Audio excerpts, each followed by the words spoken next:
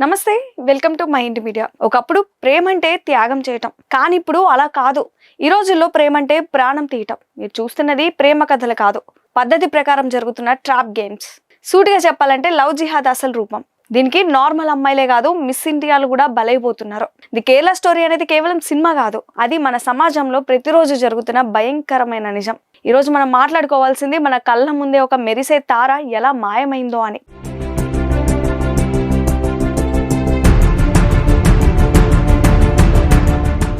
సాయాలి సుర్వే గుర్తుందా ఈ పేరు?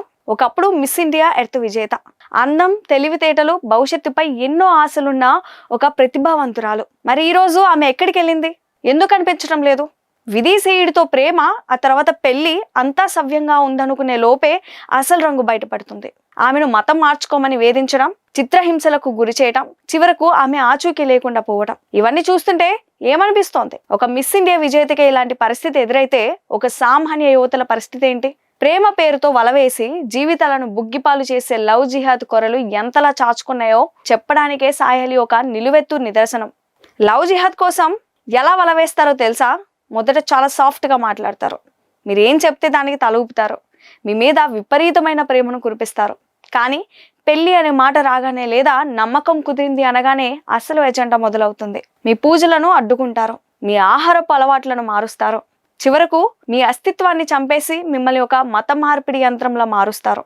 సాయాలి లాంటి వారు ఎందరో ఈ మాయలో పడి ప్రాణాలు కోల్పోతున్నారు, లేదా నరకం అనుభవిస్తున్నారు. కేరళ నుంచి కాశ్మీర్ వరకు, ముంబై నుంచి హైదరాబాద్ వరకు ఇదే తంతు.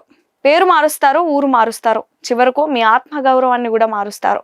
అమ్మాయిలు జాగ్రత్త, ఎవరో వస్తారు ఏదో చెప్తారు అని గుడ్డిగా నమ్మకండి. మీ తల్లిదండ్రుల కళ్ళల్లో కన్నీళ్లు చూడకండి. తల్లిదండ్రులారా, మీ పిల్లలతో మాట్లాడండి. వారు ఎవరితో తిరుగుతున్నారు, ఎవరితో చాటింగ్ చేస్తున్నారు గమనించండి. ఇది అనుమానం కాదు, మీ పిల్లల ప్రాణాల మీద బాధ్యత. ప్రేమ పేరుతో వచ్చి ప్రతివాడు ప్రేమికుడు కాదు, కొందరు కేవలం వేటగాళ్ళు మాత్రమే. సాయాలి ఘటన మనకు ఒక పెద్ద గుణపాఠం.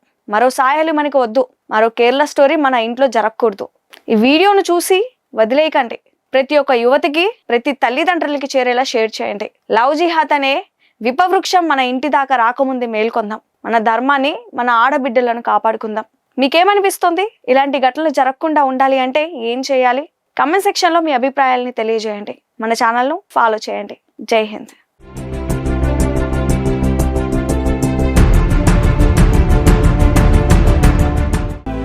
Mind Media, the voice of India.